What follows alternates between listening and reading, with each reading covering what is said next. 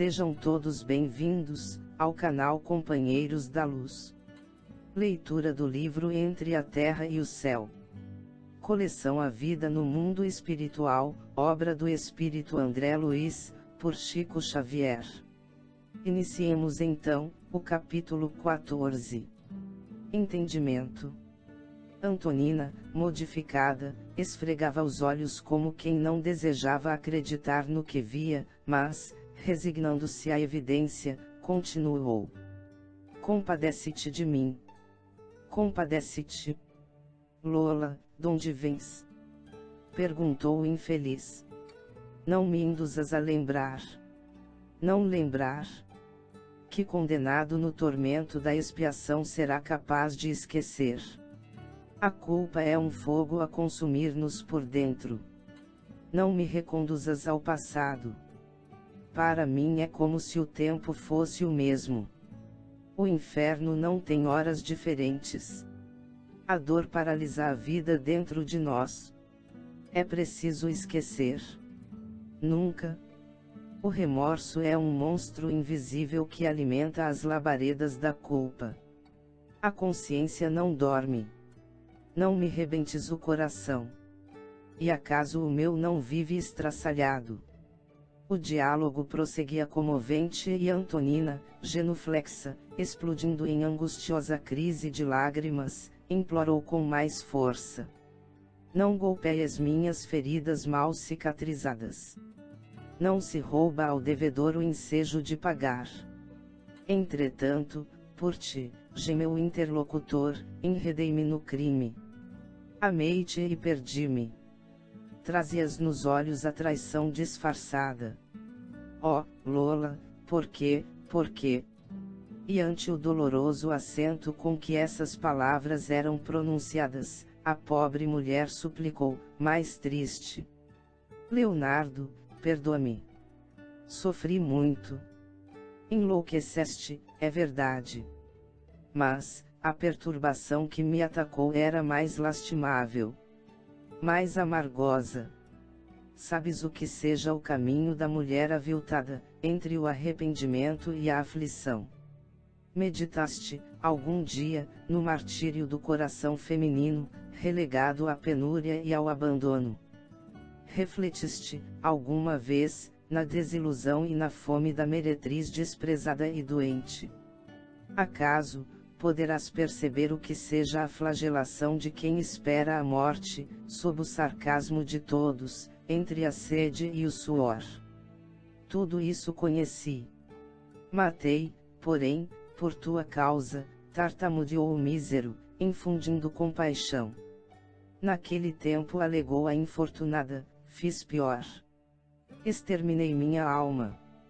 Esposa, troquei o altar doméstico pelo mentiroso tablado do gozo fácil. Mãe, envileci o mandato que Deus me considera, crestando todas as flores de minha felicidade. Pudeste, no entanto, realizar o reerguimento que ainda não consegui. Foste em suma, feliz. Feliz. Bradou Antonina, semi-desesperada: acusas-me de infiel, quando, como tantos outros, te cansaste de mim, procurando outras novidades e outros rumos. Vi-me sozinha, enferma, aniquilada, em vão busquei afogar no vinho do prazer a horrível impressão do abismo em que me precipitara, porque, quando o desencanto e a enfermidade me relegaram à margem da vida, acordou-se-me a consciência, inculpando-me, desapiedada. A morte recolheu-me na vala da miséria, como um carro de higiene pública reclama o lixo da sarjeta. Estarás habilitado a compreender meu sofrimento em toda a extensão. Por muitos anos vagueei aflita, como ave sem ninho, refugiada no espinheiro de dor que cultivara em mim mesma. Esmolei proteção, junto daqueles que me haviam sido afetos estimulantes da juventude. Ninguém se recordava de mim. Não me cabia recolher uma gratidão que eu não semeara. Até que um dia, Antonina passou a mão direita pela testa pálida, como se evocasse velhas recordações fortemente trancadas na memória. Seu olhar adquirirá a assustadiça expressão dos enfermos que a febre torna dementados. Findos alguns instantes, exibiu no rosto a surpresa de quem se banha num relâmpago de luz. Parecendo haver encontrado a imagem que ansiosamente procurara, continuou. Até que um dia, senti que me chamavas com pensamentos de carinho e de paz. Rememoravas alguns traços elogiáveis de nossa vida, recompondo na lembrança as festas que organizávamos em favor dos combatentes mutilados. As tuas divagações, arrancando as raras memórias do passado felizes que poderíamos identificar, caíram sobre mim como bálsamo refrigerante. Chorei aliviada e adormeci em tua casa, no aconchego da família que tiveste a sorte de constituir. Interrompeu-se Antonina, figurando-se-nos incapaz de prosseguir recordando. Via-se que esbarrara com insuperáveis impedimentos íntimos. Emudecera, torturada pela incapacidade de reter a memória que a assaltara de improviso. Contudo, o nosso orientador acercou-se dela e afagou-lhe a cabeça, deixando perceber que a auxiliava magneticamente na recuperação das próprias forças. Não posso saber, gritava Leonardo, não posso saber. Desde que meu espírito foi ocupado por ele, não consigo coordenar as ideias que me são próprias. Sim, certamente sou culpado. Tens razão. Podias ter recebido meu concurso. Não me cabia pensar em ti como se fosses tão somente mulher. Mais calma, a pobre interlocutora suplicou, triste. Agora, que te capacitas de minhas dificuldades, perdoa-me. Não me move outro desejo senão o de renovar-me. Sofri muito, aprendi duramente. Peço a proteção da divina bondade para todos aqueles que me não compreenderão e procuro sinceramente esquecer as ofensas que outros me assacarão, como desejo sejam esquecidas as ofensas que pratiquei contra os outros. Não me reconduzas, pois, ao passado. Compadeceste de mim. Reparávamos com assombro, que Leonardo e Antonina, sob o controle paternal de Clarencio, se mantinham detidos na posição vibratória em que haviam subitamente caído. Porque não se recordavam os dois do parentesco que os reunia. Nosso instrutor, assinalando-nos a indagação, socorreu-nos, esclarecendo. Encontram-se ambos imobilizados em certo momento do passado, num encontro provocado por influência magnética. Em tais recursos utilizados por nosso plano, no tratamento salutar das moléstias da alma, determinados centros da memória se reavivam, ao passo que outros empalidecem. As sensações do presente dão lugar às sensações do passado, para efeito de reajustamento perante o futuro. O fenômeno, porém, é momentâneo. A breves minutos regressarão à consciência normal, melhorados para a boa luta. A explicação não podia ser mais satisfatória nem mais simples. O ministro continuava prestando assistência à nossa amiga, qual se Antonina não devesse avançar na faixa de lembranças. Aceitando-lhe os apelos, Leonardo como que arrefecera o ímpeto inicial de desesperação.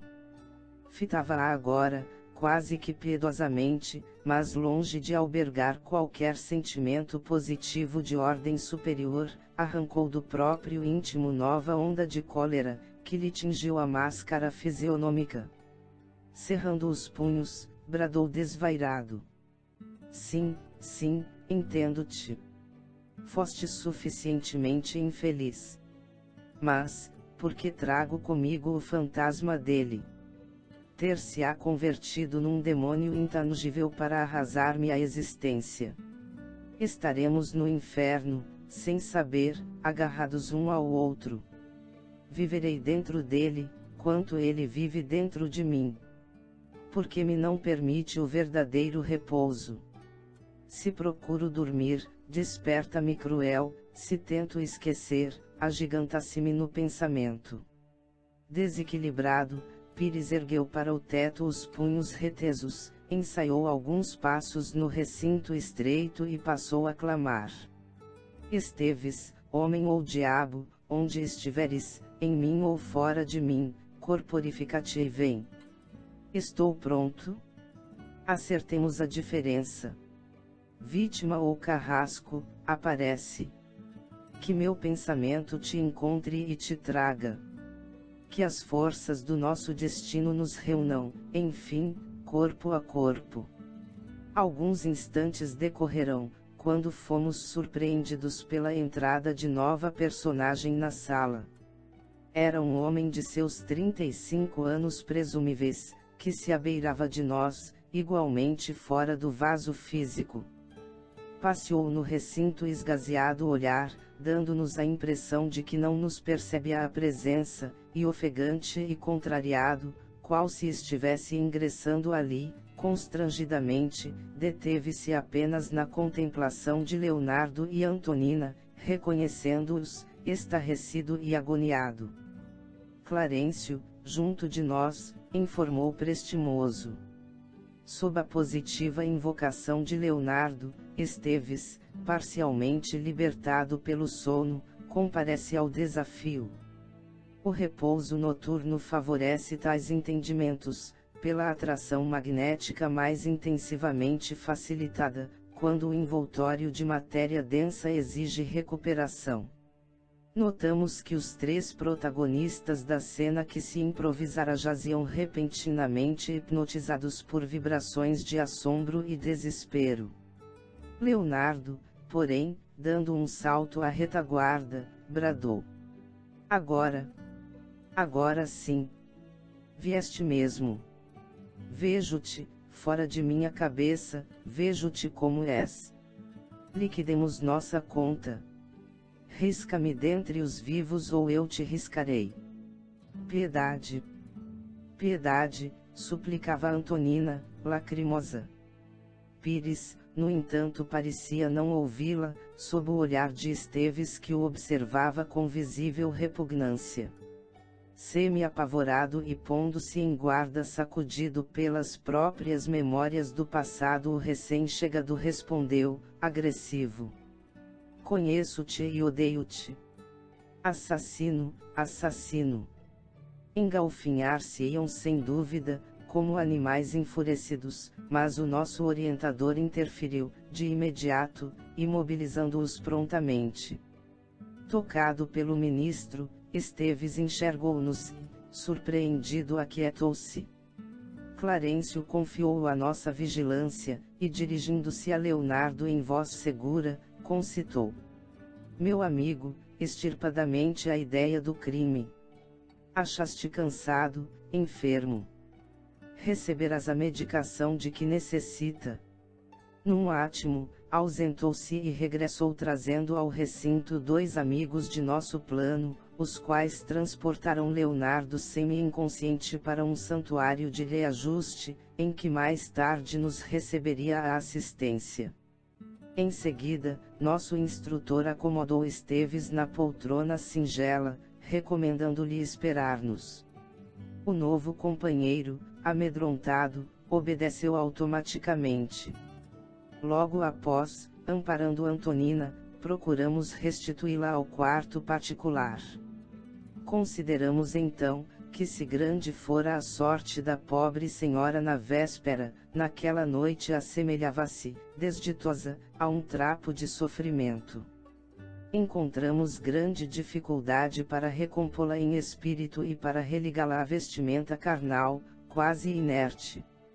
Revelava-se imensamente confrangida. Por mais de 2 horas mereceu-nos especial atenção. Somente depois de considerável esforço de Clarencio, conseguiu refazer-se. Vimos-la acordar, exausta e entontecida. Algo aliviada, Antonina acreditou-se liberta de estranho pesadelo. Ainda assim, sem saber explicar a razão, torturada e apreensiva, continuava soluçando. Chegamos ao final deste capítulo. Não percam o próximo de número 15. Além do sonho. Muito obrigado, boa reflexão, que Jesus abençoe a todos.